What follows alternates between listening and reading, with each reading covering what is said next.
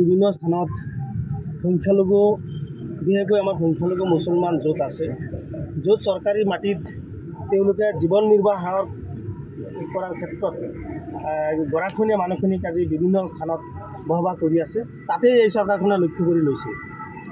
আৰু এইকেইদিনত আমি দেখিছোঁ আপোনাৰ দৰঙৰ পৰা আৰম্ভ কৰি বুঢ়াচাপৰিৰ পৰা আৰম্ভ কৰি হোজাৰ পৰা আৰম্ভ কৰি এই যে বিশেষ কেইটামান স্থানত বিশেষকৈ সংখ্যালঘু এলেকাত যে উচ্ছেদ কৰিলে চৰকাৰে, আজিৰ দিনলৈকে কোনো জাগাত কেৱল দৰঙৰ বাহিৰে কোনো স্থানত কিন্তু চৰকাৰে উচ্ছেদৰ সংস্থাপন দিব পৰা নাই। যদিও উচ্ছেদ কৰিছে কিন্তু সংস্থাপন দিব পৰা নাই। কিন্তু দুৰ্ভাগ্যৰ বিষয় এনেকুৱা বৰষুণৰ মাজত বা পৰীক্ষাৰ সন্মুখত চৰকাৰে পুনৰ গোৱালপাৰাত যিটো আজি প্ৰায় হাজাৰতকৈ অধিক ঘৰ উচ্ছেদ কৰিবলৈ আজি ব্যৱস্থা কৰিছে বা উচ্ছেদ কৰিছে। আমি অসম সংখ্যালঘু সংগ্ৰাম পৰিষদে এই চৰকাৰৰ বিৰুদ্ধে বা এই চৰকাৰৰ স্থিতিত আমি কি কৰিছোঁ, আমি গৰিহণা দিছোঁ আৰু ধিক্কাৰ জনাইছোঁ। আৰু সম্পূৰ্ণভাৱে এই চৰকাৰখনে মানৱ অধিকাৰ উলংঘা কৰিছে। ভাৰতবৰ্ষৰ যিটো গণতন্ত্ৰ ব্যৱস্থা এই চৰকাৰখনে নাইকিয়া কৰিছে, অমানসিকভাৱে উচ্ছেদ কৰিছে, অগণতান্ত্ৰিকভাৱে উচ্ছেদ কৰিছে।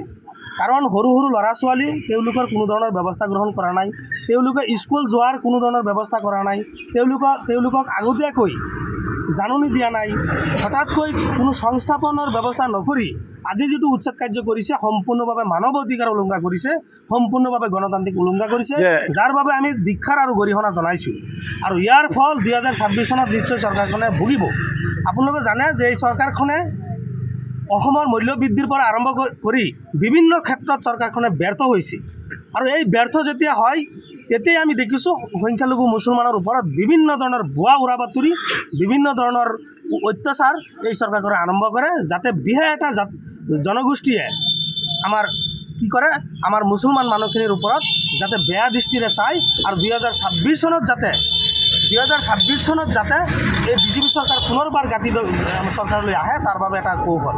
গতিকে আমি স্পষ্টভাৱে কৈছোঁ, এই চৰকাৰখনে উচ্ছেদৰ যিটো প্ৰক্ৰিয়া, এই উচ্ছেদৰ প্ৰক্ৰিয়াটো ৰাজনৈতিকভাৱে কি হাতিয়াৰ হিচাপে লৈছে, ৰাজনৈতিক ইছ্যু হিচাপে লৈছে। 2026 চনত মানুহৰ ঘৰে ঘৰে যোৱাৰ কোনো ইছ্যু নাই, কোনো ধৰণৰ ৰাস্তা নাই, যাৰ ফলত সংখ্যালঘু মুছলমানৰ ওপৰত বিভিন্ন ধৰণৰ অত্যাচাৰ কৰি এই চৰকাৰখনে ক'ব পাৰিব যে আমি বিশেষ এটা জনগোষ্ঠীক আমি টাৰ্গেট কৰি এই কামটো কৰিছোঁ। মানে অসমৰ বিভিন্ন স্থানত সংখ্যালঘু বিশেষকৈ আমাৰ সংখ্যালঘু মুছলমান য'ত আছে, য'ত চৰকাৰী মাটিত তেওঁলোকে জীৱন নিৰ্বাহ কৰাৰ ক্ষেত্ৰত গৰাখহনীয়া মানুহখিনিক আজি বিভিন্ন স্থানত বসবাস কৰি আছে। তাতে এই চৰকাৰখনে লক্ষ্য কৰি লৈছে। আৰু এইকেইদিনত আমি দেখিছোঁ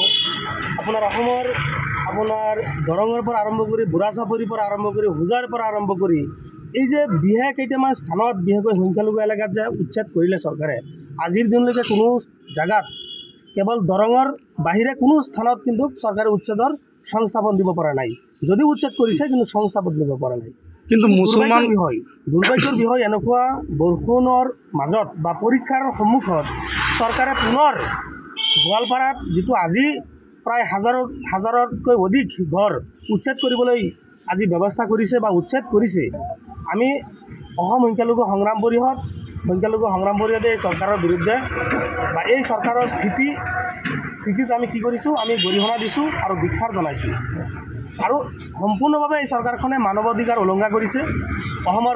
ভাৰতবৰ্ষৰ যিটো গণতন্ত্ৰ ব্যৱস্থা এই চৰকাৰখনে নাইকিয়া কৰিছে, অমানসিকভাৱে উচ্ছেদ কৰিছে, অগণতান্ত্ৰিকভাৱে উচ্ছেদ কৰিছে।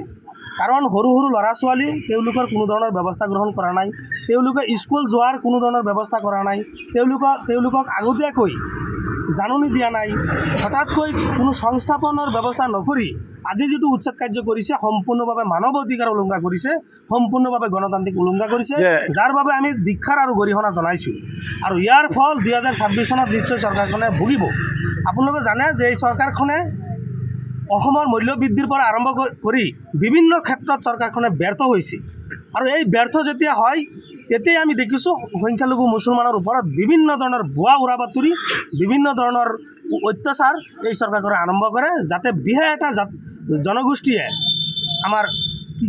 আমাৰ মুছলমান মানুহখিনিৰ ওপৰত যাতে বেয়া দৃষ্টিৰে চায় আৰু 2026 চনত যাতে 2026 চনত যাতে এই বিজেপি চৰকাৰ পুনৰবাৰ গাঁঠি চৰকাৰলৈ আহে তাৰ বাবে এটা কৌশল।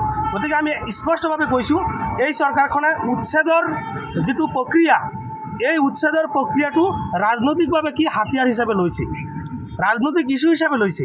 2026 চনত মানুহৰ ঘৰে ঘৰে যোৱাৰ কোনো ইস্যু নাই, কোনো ধৰণৰ ৰাস্তা নাই, যাৰ ফলত সংখ্যালঘু মুছলমানৰ ওপৰত বিভিন্ন ধৰণৰ অত্যাচাৰ কৰি এই চৰকাৰখনে ক'ব পাৰিব যে আমি 2 এটা জনগোষ্ঠীক আমি টাৰ্গেট কৰি এই কামটো কৰিছোঁ। মানে